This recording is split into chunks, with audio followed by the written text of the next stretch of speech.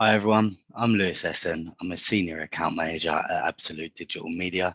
Today I wanted to talk a little bit about crawl budget and why it's so important and how you can be optimizing your crawl budget to improve your campaigns. So before we get into it, my Twitter is on screen just below. So if there are any questions throughout the talk, feel free to just tweet me and I'll be happy to go through it in a bit more detail with you. So yeah, let's get straight into it.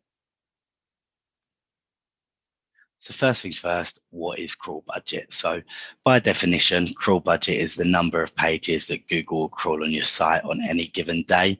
Now, Google has a limited amount of resource. So there's over 120 trillion pages on Google. So there's more and more pages being added to that every single day. So it's not possible for Google to crawl every single page on Google on a regular basis.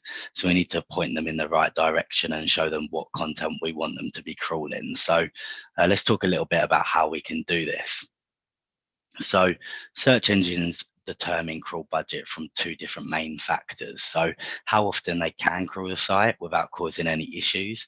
So this is a lot to do with sort of your hosting and your server response time, which we'll go through a little bit more later in the video.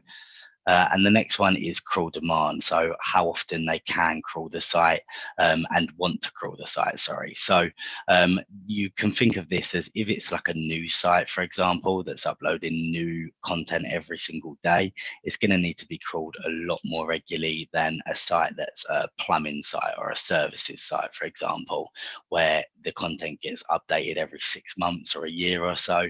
And there's not going to be much new content on the site every time Google crawls it. So they're not going to need to crawl that site as often. So before we get into this, I did just want to say, although this is more directed towards larger sites, all of these points will still help smaller sites as well, because some of the points we're going to go through a bit later on in the video is going to improve your site speed, the user experience as well. So it's not just going to improve your crawl budget, and it's going to optimize your site in other areas. So yeah, we need to know how to do this, and all of these points are going to be beneficial for you. So let's talk about how you know if you need to optimize your crawl budget. So first things first, you need to get the number of pages you have on your website. This can be done through multiple tools. One good one is Screaming Frog, but there's loads of tools out there that you can use to get the number of pages that you have on your website. Alternatively, you can go to your sitemap .xml file as well and just find the number of pages that you have on your website. After you've got that, you can then go to Google Search Console. If you go to the settings on Google Search Console, you can access the crawl report from there on the new Search Console.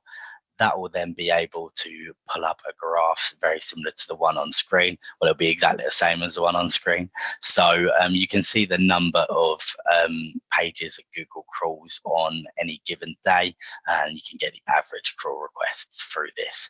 So you can see there on this site, the average crawl request would be around 300 to 350, and that will give you the number of average crawl requests that you'll be getting a day at the moment before your crawl budget's been optimized. What you want to do is just divide the number of pages on the website by the average crawl requests. So once you've got that, that's going to show you whether your website needs to be optimized or its crawl budget needs to be optimized. Sorry. So if you're looking at a number that's 11 or 12, for example, what that's going to mean is for every page being crawled on your website on average, you've got 12 pages. So basically, you're going to be wanting to optimize your crawl budget because there's likely a lot of pages that are valuable and have valuable content on there that aren't being crawled. Whereas if you've got a lower number, such as 3 or 4, for example, then your crawl budget is going to be pretty good effectively in terms of the crawlability of the website. Most of the pages on the website are going to be being crawled, and some of the ones that aren't are probably going to be of low quality anyway. We'll go through all of this in a little bit more detail in the next slides again, but this will give you an idea of whether your crawl budget needs to be optimized. You can also look at a log file analysis, which I'll go through a little bit at the end of the video as well.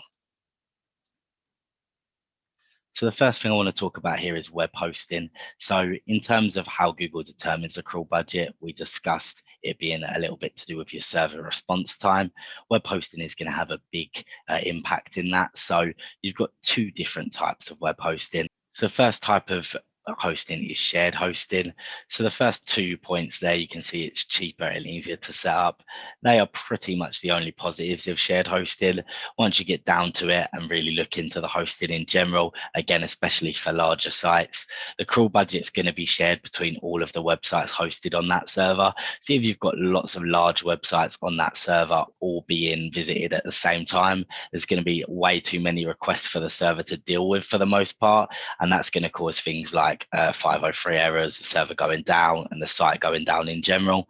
That's not only going to affect your crawl budget, but it's also going to affect people accessing your site, the performance, and then potential missing out on potential conversions and queries that people may be looking at because they can't access your website. So in general, shared hosting isn't really the way to go. It's also normally going to lead to server response, a longer server response time as well. So again, that's going to affect your crawl budget. So really, with shared hosting, we would leave this to the smaller sites, startup sites. It's going to be okay there because it's going to require less developer assistance and it's obviously a little bit cheaper.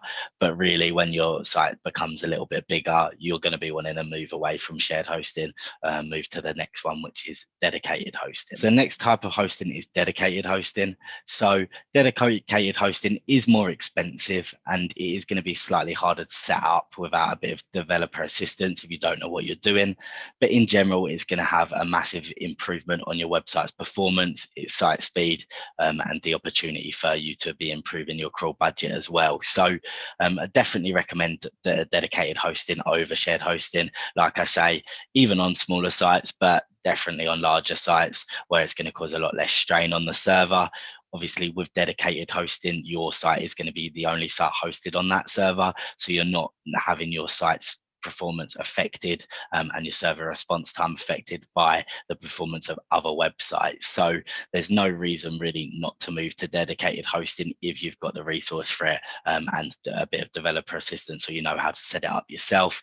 It's highly recommended to do that because that's going to have a massive benefit on improving the crawlability of the website, its performance in general, and its site speed. So next, we go on to optimizing your crawl budget and the things that you can do on your end to help optimize the crawl budget as part of your campaign. So when we go to the first thing, it's using caching correctly. So caching resources that aren't being frequently changed, whether this is files or pages, all of these resources that aren't going to be being changed on a regular basis should definitely be being cached.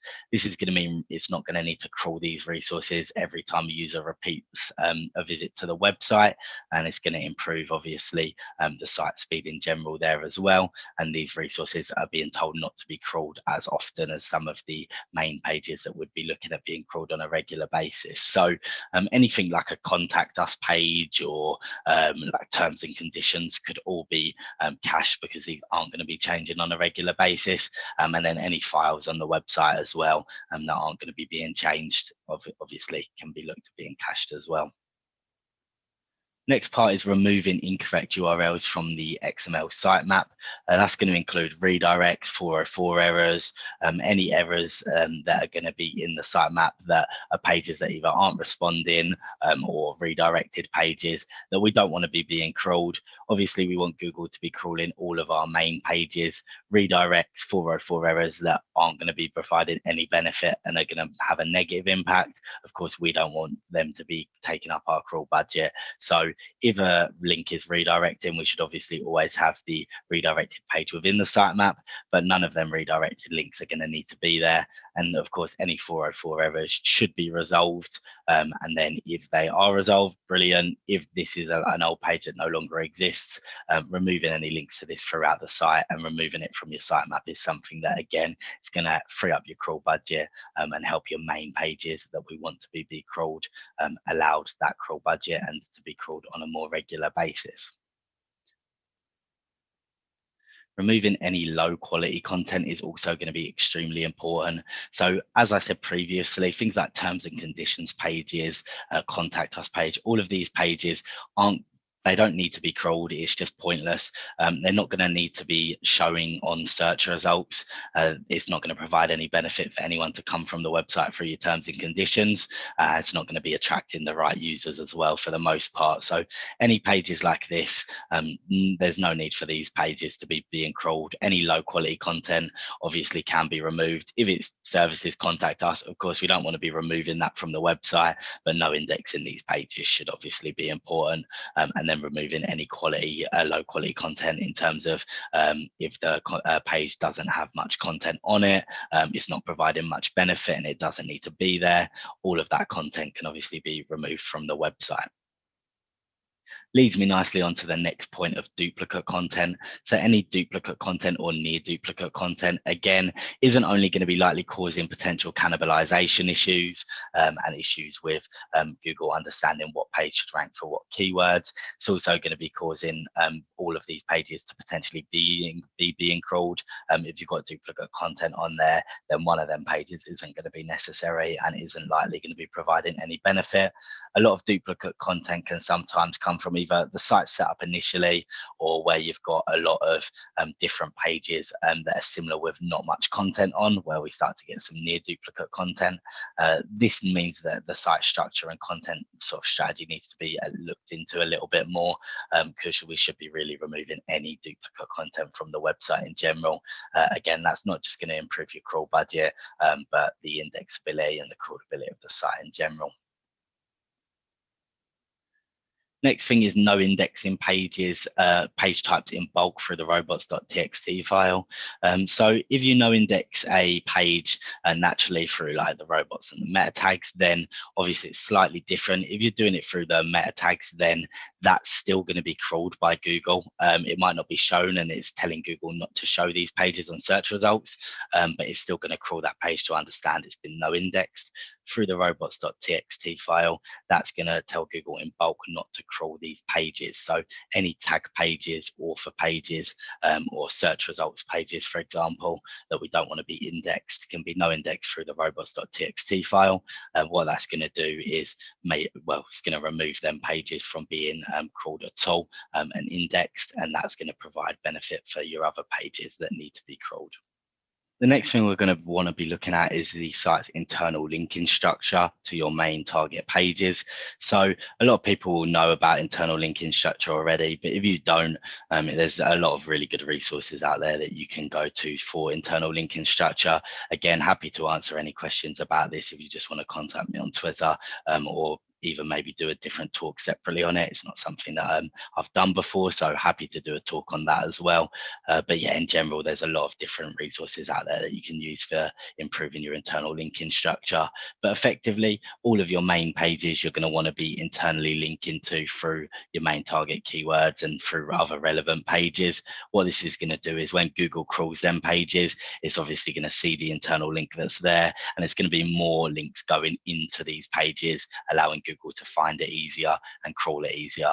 External links and backlinks are also going to help with this, but in terms of what you can do on the website, improving the internal linking structure is going to be hugely beneficial. So when you've got a lot of links internally linking to your main target pages, these pages are going to be crawled a lot easier and should be crawled a lot more regularly as well when your crawl budget's been optimized. So this is one of the last things that I would look at doing after all of your other errors have been improved, but this is definitely something that's going to have a huge impact on improving your crawl budget.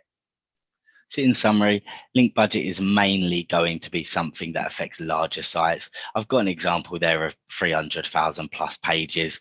If your site has slightly less pages than that, I still would recommend taking the initial steps that we went through earlier, just to look at how your crawls, how your pages are being crawled, how often, and whether this still needs to be done. However, it's likely not going to be affecting your site as much than a site that's sort of over the 300,000 page limit. Checking your log files as well. This is a really good way of helping pinpoint any issues with what's crawling the website and the crawlability of the site. So definitely doing a log file analysis is going to be something that I'd highly recommend. Again, I would go through this in a little bit more detail, but it's a completely different topic really, and there's a lot of detail that would need to go in on that. So a lot of other resources around to go through, but definitely looking at log file analysis to help locate any issues of the crawlability of your sites, something that I'd highly recommend alongside this, alongside optimizing your crawl budget. And then finally, a lot of these changes, as I mentioned, they're not only going to help your crawl budget, but they are also going to help your site speed, the user experience. So don't think just because your site's not got a crawl budget problem, these aren't going to help. You may still have a lot of 404 errors on the website that need to be resolved, internal linking issues that need to be resolved. So it's not only going to be improving your crawl budget, but putting all of these points in place and optimizing for these sections is definitely going to help improve your crawl budget. So once you've done all of this and all of these changes have been implemented, what I'd do is give it a couple of weeks, go back to the initial steps, and you should hopefully be seeing an improvement in the average number of pages being crawled on your website. That is what we would expect to see. So this is something that you can check again on Google Search Console just to make sure that all of these points that you have put in place are working and you're seeing that crawl budget improve. So that's the end of the talk. Thank you very much for tuning in. Like I say, if there are any questions that you've got at all, please don't hesitate to contact me. Been a pleasure doing the talk. So let me know if there's anything else you need. And thanks for watching.